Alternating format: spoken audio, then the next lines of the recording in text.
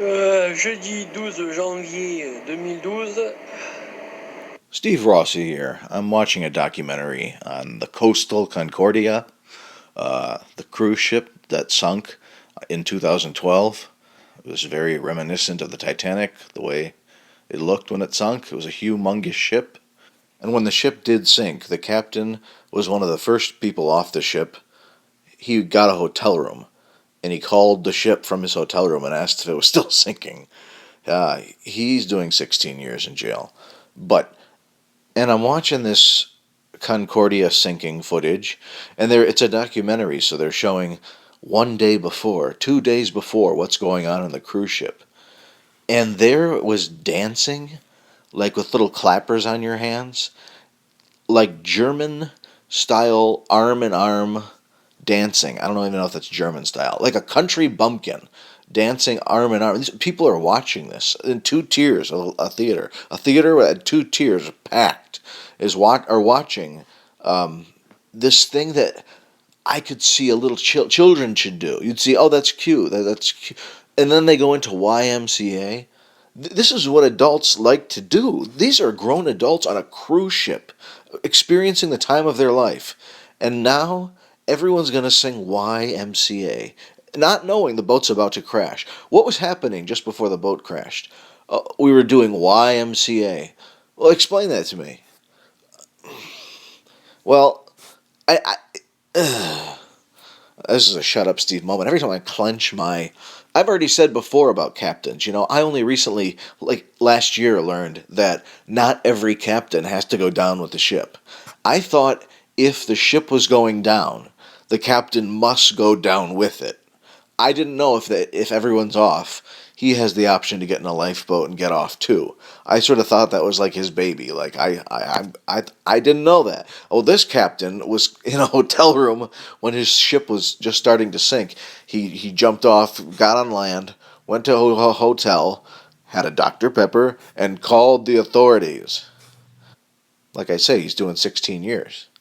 32 people died. And it's amazing to witness a Titanic like sinking nowadays when everyone has their phones and everyone's filming everything. And like they're in lifeboats filming this, saying the boat is sinking, the boat is sinking. Well, you're in a lifeboat. What'd you think the boat was doing?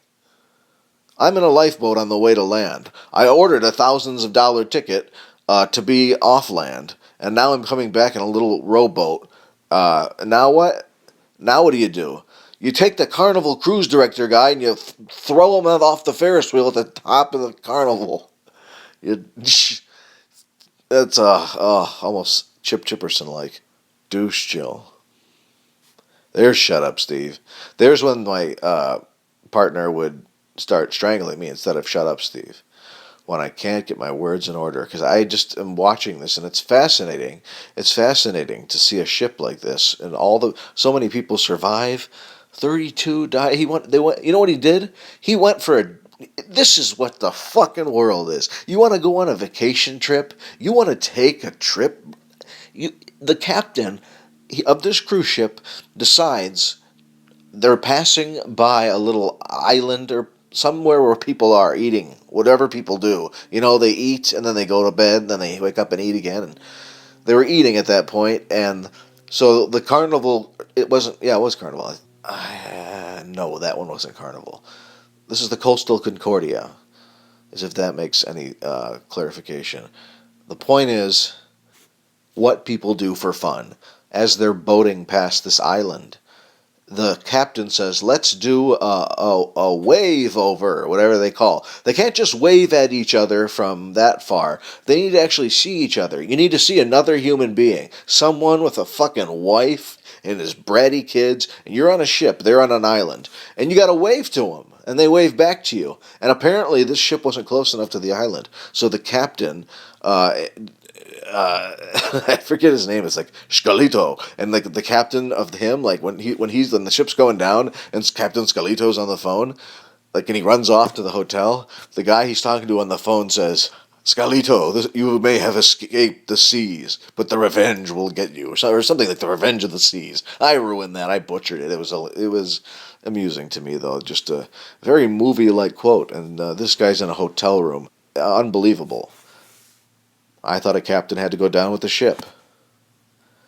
This guy's having a having a Coke, and he opened the mini bar, and he's calling and checking the news to see how his ship is doing, how well it's sinking. The fact that adults still do that YMCA, the next time I hear that at I don't know where I go, wedding party, the next time I hear that, that's going to be it for that song. It's going to be plug pulled. Excuse me, ladies and gentlemen.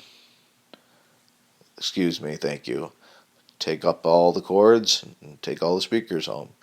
No one should ever be subjected to YMCA or a Congo line. Imagine that. The first person who thought of the Congo line that's what a gay thing. Oh, bum bum bum bum bum cha. Dun, dun, dun, dun, dun. Look at there's someone doing that. I'm gonna go grab his butts and do the same thing. Dun dun dun dun dun cha. Dun dun dun dun dun cha. Oh, and now Grandma's joined the Congo line. Ha ha ha ha, Grandma, you're joining a Congo line with all these barbarians? If you get off to YMCA and a Congo line, that's like still savage mentality. The beats feel good to you? Look at Grandma dancing the YMCA with a bunch of savages. Oh, now they're doing the chicken dance. This is actually kind of funny. I just remembered. This could be its own podcast, actually. I'm at 7 minutes. You know what's funny is I lived with Dr. Stupid. If there was a guy named Dr. Stupid, the biggest slob in the world. No, I mean, all the superlative Steve stuff, it's all by the wayside. I can never express the veracity of what I'm about to say about. I'll start telling mini stories of it. One right now.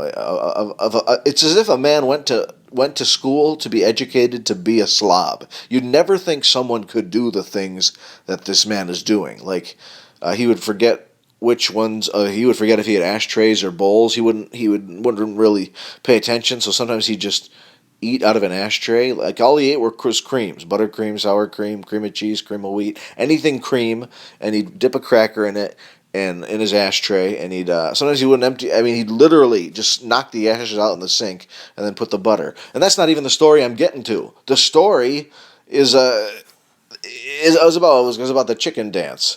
One of the funniest things. Okay, so this roommate of mine in the way past says to me, "I'm going to a Liberty game, a New York Liberty game, women's basketball, the WNBA, at the Garden. Do you want to go?"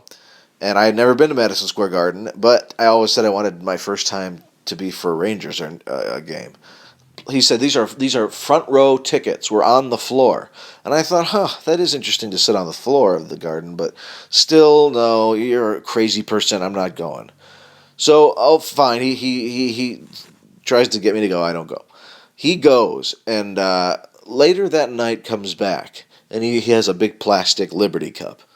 I ask him about the service, like on the floor. Like, did you get to eat, and were they serving you? No, they didn't serve them any food or drinks. He was on the floor, and he was one of 11 people on the floor, including the friend that brought him, and the other person would have been me if I'd have gone there. There were 11 people, and at halftime, they had to do the chicken dance. They had to do the chicken dance. He had to do a chicken dance in front of everyone at Madison Square Garden, and they clapped who they liked the best. And they liked him second best, which means he had to dance longer than anyone who didn't win. So he finished second, this grown man, this slovenly beast, doing a chicken dance. I mean, how could you not vote for him? But that's what he had to do to get the cup. The second prize was a New York Liberty Cup. And so, and he's telling me about how much he spent on drinks because it was on the floor. It was just an all-out mess, and it amused me to a great degree. Just still, adults, people in a group, you're just going to sing it if it comes on, YMCA? You're going to do a chicken dance at a ball game? You're going to do a chicken dance at a ball game in front of your wife and friends?